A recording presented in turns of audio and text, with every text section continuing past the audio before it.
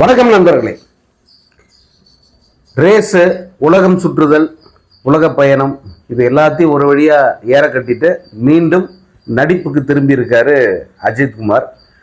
கிட்டத்தட்ட 16 மாத கால இடைவெளி. அவரது நடிப்பில் வெளியான கடைசி படங்கள் 2 படங்கள் ஒன்று விடாமுயற்சி, ஒரு நீண்ட இழுபறிக்கு பிறகு அந்த படம் வெளியாச்சு. படம் கமர்ஷியலாக பெரிய வெற்றி இல்லைனாலும் கூட பெரிய அளவுக்கு பேசப்பட்ட படம் அது. அதுக்கு அடுத்த படம் குட் பேட் அக்லி, அது கமர்ஷியலாக மிகப்பெரிய வெற்றி பெற்றது. ஆனால் அது நல்ல பெயரை தந்ததா அல்லது சொல்லிக்கிற மாதிரி படமாக இருந்ததான்னா அப்படி சொல்ல முடியாது. ஏன்னா அது ஒரு துண்டு துண்டா ரீல்ஸுக்காக எடுக்கப்பட்ட ஒரு படமாக அது இருந்தது. ரசிகர்களை திருப்திப்படுத்தணும், அது மட்டும்தான் அந்த படத்தின் நோக்கமாக இருந்தது. அது ஓரளவுக்கு நிறைவேறிடுச்சு அப்படின்னு சொல்லலாம். ஸோ இந்த 2 படங்களும் 2 விதமான மனநிலையை உருவாக்குச்சு அப்படின்னு சொல்லலாம். இந்த 2 படங்களையும் அடுத்தடுத்து கொடுத்த உடனே அவர் அனௌன்ஸ் பண்ணிட்டு போயிட்டார், என்னுடைய பேஷன் ரேஸு, அதை நான் போய் ஒரு வாட்டி ஒரு ஃபுல் ரவுண்டு ஆசை தீர ஒரு முறை நான் ரேஸை விளையாட்டு வந்துடுறேன் அப்படின்னு சொல்லிட்டு அவர் போனார். போயிட்டு நிறைய ரேஸ் கலந்துக்கிட்டார். சில பந்தயங்களில் அவர் கோப்பையும் வென்றார். இந்த தமிழ்நாட்டுக்கு அவரால் ஒரு பெரிய பெருமையும் கிடைச்சது. இந்த வயதில் ரேஸில் கலந்துக்கிட்டு பந்தயம் அடித்த ஒரு நடிகர் அப்படின்னா உலகத்திலே அஜித்குமார் தான் அப்படின்னு ஒரு பெயர் அவருக்கு கிடைச்சது. ஸோ அவருக்கு ஆசை தீர இந்த ரேஸ் எல்லாம் முடிக்கிறதுக்குள்ள இங்கே பலவிதமான விமர்சனங்கள் வந்துருச்சு. ஒரு பக்கம் விஜய் சினிமா விட்டு போய் அரசியலுக்கு போயிட்டு சிஎம் ஆயிட்டாரு. அதுக்கு அடுத்த நிலை நடிகர்கள் அப்படின்னு பார்த்தா அவங்க அப்படி தடுமாற்றத்தில் தான் இருக்கு. ஃபர்ஸ்ட் டாப்ல ரஜினிகாந்த்ங்கிறவர் அவர் அப்படியே இருக்காரு. அதற்கு அடுத்து பார்த்தீங்கன்னா அந்த வரிசையே ஆட்டம் கண்டு நிற்கிது. இந்த இப்போ விஜய் போன பிறகு அஜித் ஃபுல் கண்ட்ரோல் எடுப்பார் அப்படின்னு பார்த்தா அஜித் ஃபுல்லாக ரேஸில் இருக்காரு. அவர் எந்த விதமான ஆர்வத்தையும் காட்டலை. சினிமாவை கண்டுக்காமல் விட்டுட்டாரு. இவரை நம்பி இவ்வளோ பேர் இருக்காங்களே, இப்படி விட்டுட்டாரு அப்படின்னு சில ஆதங்க குரல்கள் அது எப்பவுமே இருக்கிறது தான். ஆனால் அஜித்துக்கு இதெல்லாம் தெரியாமல் ஒன்றும் இல்லை. ஏன்னா சினிமாவில் இந்த இடத்த பிடிக்க அவர் எவ்வளோ கஷ்டப்பட்டார் அப்படின்னு சொல்லிட்டு நமக்கெல்லாம் தெரியும். ஏன்னா அஜித்தோட ஆரம்ப காலத்துலேருந்து நம்ம பார்க்குறோம். மிகப்பெரிய போராட்டம், மிகப்பெரிய சவால் எல்லாத்தையும் எதிர்கொண்டு தான் அவர் இந்த இடத்த அடைஞ்சார். அதனால தான் அவ்வளோ சீக்கிரம் விட்டுற மாட்டாருன்னு நமக்கு தெரியும். இந்த முறை ஒரு கம்பேக், அதாவது ஒரு 16 மாதங்கிறது பெரிய இடைவெளி தான். இப்போ அந்த 16 மாத இடைவெளிக்கு பிறகு புதிய படத்தை அறிவிச்சிருக்கார். இந்த புதிய படத்துக்கு பெயர் டேர் டெவில், உங்களுக்கு எல்லாம் தெரிஞ்சிருக்கோம். இந்த படத்தை ஆதிக் ரவிச்சந்திர இயக்குறாரு. குட் பேட் அக்லிக்கு பிறகு மீண்டும் இந்த யூனிட் ஒன்னா சேருது. படத்தின் தயாரிப்பாளர் ஷாலினி அஜித்குமார், அதாவது அஜித்தோட சொந்த படம். கம்பெனி பேர் பிரேவ் ஹார்ட்ஸ் புரொடக்ஷன். முதல் முறையாக இந்த 33-34 ஆண்டுகளில் அஜித் அவர்கள் ஒரு படத்தை தன்னுடைய பேனர்லேயே தயாரிக்கிறார். இதுதான் முதல் முறை. இதுக்கு முன்பு ஒரு விமர்சனமாக ஓடிக்கிட்டு இருந்தது, அஜித்தை வச்சு படம் பண்ண யாரும் முன் வரல, தயாரிப்பாளர்கள் முன் வரல. காரணம் அவருடைய சம்பளம், மிகப்பெரிய அளவுக்கு சம்பளம் கேட்குறாரு. அதனால் அவரை வைத்து படம் எடுப்பதற்கு பல தயாரிப்பு நிறுவனங்கள் தயங்குறாங்க, பின்வாங்குறாங்க அப்படிங்கிற மாதிரியான சில விமர்சனங்களும் இருந்தது. அவர் சொந்த படம் எடுக்கிறாருன்னு சொன்ன உடனே அது உண்மையா அப்படின்னா, அவரை வச்சு படம் பண்ண மைத்ரி மூவிஸ் தயாராக இருக்காங்க. அதே போல அஜித் எப்போ கால் ஷீட் கொடுப்பாரு அப்படின்னு சொல்லிட்டு நம்ம சத்யஜோதி பிலிம்ஸ் டிஜி தியாகராஜன் அவர் தயாராக இருக்காரு. இன்னும் கூட 4-5 நிறுவனங்கள் அஜித்தை வைத்து படம் பண்ண ரெடியாக இருக்காங்க. இந்த சூழலில் அவர் நம்ம ஒரு படம் பண்ணலாம், நம்மளே பண்ணலாமே அப்படின்னு சொல்லிட்டு, இன்னொன்று இந்த சினிமா மீது அவருடைய பேஷன் அது போயிடுச்சு அப்படின்னு நிறைய பேர் சொல்லிக்கிட்டு இருக்காங்கல்ல. அதெல்லாம் இல்லையா, நான் இவ்வளோ வளர்ந்த பிறகும் பாரு, நான் என் படத்தை நானே தயாரிக்கிறேன்னு சொல்லிட்டு அவர் சொந்தமாக பட தயாரிப்பில் இறங்கியிருக்காரு. அதுதான் இதனுடைய நோக்கம். ஏன்னா அவரை வைத்து படம் எடுக்க வரிசையில் ஆள் நிற்கிறாங்க. அதையெல்லாம் விட்டுட்டு இந்த படம் நம்ம பண்ணலாம் அப்படின்னு சொல்லிட்டு அவருடைய சொந்த பேனரில் பண்ணுறாரு.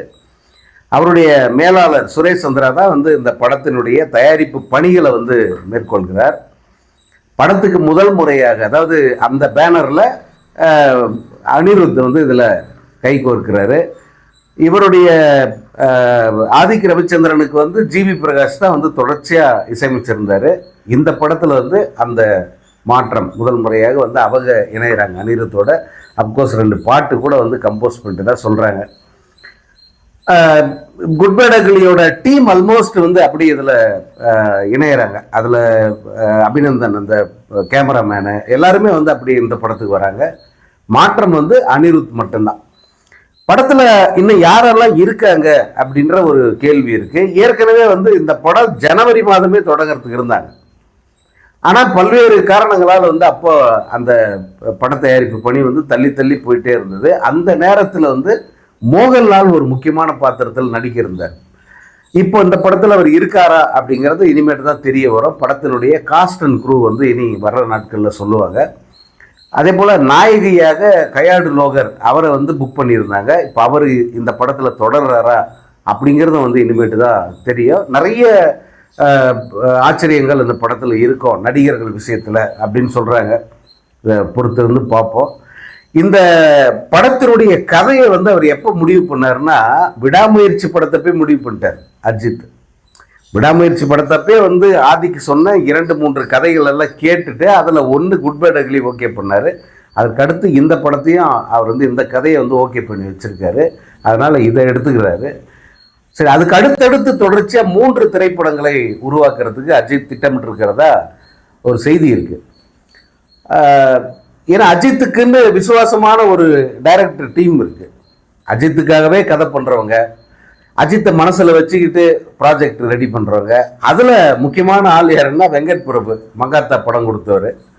அதுக்கடுத்து எச் வினோத், அப்புறம் விஷ்ணுவர்தன், இந்த படம் கங்குவா படம் எடுத்தார் நம்ம சிவா, அவர்.